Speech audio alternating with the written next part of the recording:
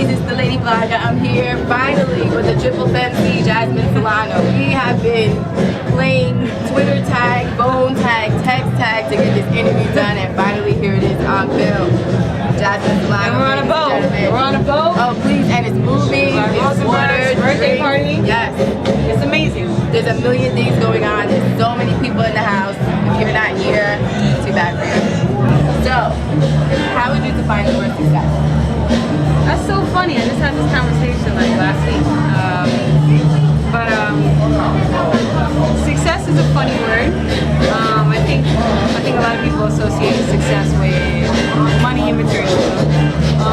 Success for me would really be how many people I can reach and how much good energy I can spread. Absolutely. That would really define success. And that goes from everything, to my music, and the fans, to my friends and family. It's all encompassing. Okay. You opened for Rock the Bells last summer. Yeah. I actually was at Rock the Bells last summer, 8.5 months pregnant. I roasted in the sun. I jumped up and down with Wu-Tang. I watched her walk around with her leopard tights, her black leopard tights. And I was so jealous because I was like, I'll never fit those right now. But anyway, I was there. I saw her. She's the first woman on the bill. What did that feel like? That was, I was channeling Beyonce just because the stage was so wide. And I was like, how am I going to like rock this entire stage? You know, the stadium filled like 10,000 people.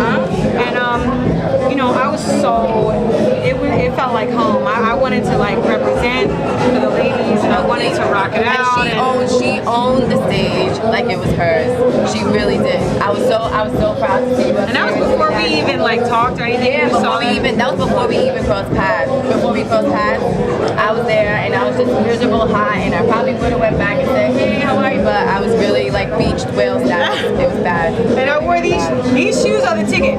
I wore these shoes. I had these shoes on, and I was just like, you know, going across the stage like channeling Beyonce. So we've gone from DJs with turntables to MP3s to CDs, wax, MP3 CD. What do you prefer? Well, because I spend so much, Serato's cool with me. Now, this could turn into a 10-hour philosophical conversation on vinyl versus Serato, analog versus digital, the ways of technology, how they're changing people's work ethic, people's knowledge about the craft. Like, it goes so deep. But to me, Serato is obviously it's more economical. You know what I mean? Like, you have all your songs on your back, and for me, sometimes I have 2 gigs in one night. I got to jump from one place to the other. It's not to say that I don't have, you know, crates of records in my house. That's spun vinyl before. I think it's important to know where you come from before you know where you're at. But did you start on Serato or you started on No. I started on turntables. I bought my first pair of Techniques when I was 18. Nice. And then was DJing on the radio with turntables. This was way before Serato. I remember with Serato, my one friend had Serato in like 2004, and we were playing around with it. And I'm like, what is this? Like, this is crazy. And now it really comes in handy. So yeah, I can respect that. I remember back in the days, my dad was a DJ actually. And in my house were tons and tons of crates of records and his mixer, and I remember his technique in the house. He had them all cinder blocks, and he would try to teach me how to mix and carry on, and I kind of wish I stuck with it. But then I went in like the dance route and the gymnastics route and kind of lost it. But he used to have people carrying his stuff everywhere. Can you imagine going from club to club? I mean, that's how everybody used to do it, and it's like, you know, it's cool now if you use Serato, but just know that people did, you know, love 4 or 5 crates of records. I respect the fact that you started on turntables. I mean, because that, I feel honestly, a DJ has a different feel for the music when they started on turntables. Serato gives you a different perspective. I've seen you at a couple of shows. You probably crossed paths at shows. Who do you think has next as far as hip hop is concerned? There's a lot of people floating around. Yeah. And honestly, I think it's too many. but there's only a few that really like are doing the job and really doing it for music. I think in terms of like up and coming, Homeboy Sandman. Oh, absolutely. Homeboy Sandman. I don't know if were you at the SMU? You were at the SMU. That was legendary. The community that came out to support him, the energy. I think people felt a big sense of relief. Like, okay, now we have somebody who is making it, who's actually blowing up and staying true to the roots of hip hop and himself. Theophilus London is just, you know, one of my favorites. What he's doing right now with music and making people feel comfortable with a Trinidadian hip hop artist from Brooklyn. That's my friend, and I really support him. Mellow X is also an incredible producer, DJ, MC, incredible. His live show is out of this world. Nikki Natu is another female MC that Mellow works with, and oh my God, I love her. I just got familiar with her a couple of weeks ago, and I'm so mad that somebody had mentioned her to me before, and I was like, okay, and I kind of went off into something else, but I just got reintroduced, and I'm thoroughly impressed. So sick. Thoroughly impressed. You know, out of New York, those are like my favorites coming out right now.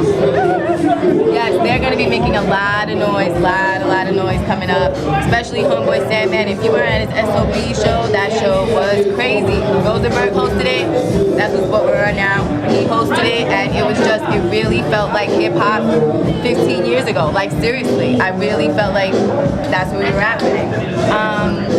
Where can they find your music? The best thing, I mean, as crazy as Twitter is, it is the fastest way to keep up to date with everything that I have going on. And you'll know when all the release dates are going to happen, when that Sunday is going to drop. I got a B-side, 3 major remixes on there. And then mixtapes are going to be available, like DJ mixtapes. And then, you know, I was on tour, I was on the road with dudes for 3 months. Yeah, I was going to say she was gone for 3 months, holding it down. This interview started, what, March? No, I left in February, and I got back in June. I think in March we conversed about the interview. She was gone the whole time. Yeah. And we were keeping in contact, Twitter, text, email, but she was busy with 8 dudes doing her thing. And still, probably keeping them in check, I'm sure. Well, I mean, I DJ'd like the whole show. I would DJ an opening set, then I would perform, then DJ for an opener, DJ intermission, then DJ for Wiz. I was Wiz Khalifa's official DJ. Right. And you know, we went 60 cities. Midwest, South, West Coast, East Coast. 57 shows sold out. Wow. So, you know, 1,200 kids a night, like in a random town. It was unbelievable. But so since I was gone, I didn't have a lot of time like to be in the studio and working. So now this summer, everything is being wrapped up. September release for everything.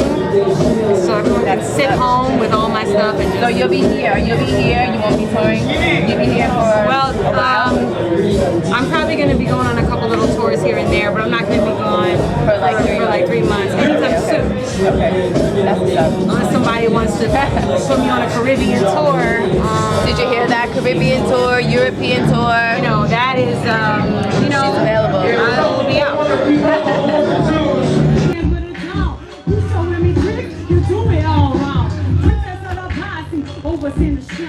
Tell me what you hear, for you need to read this time now. He wanna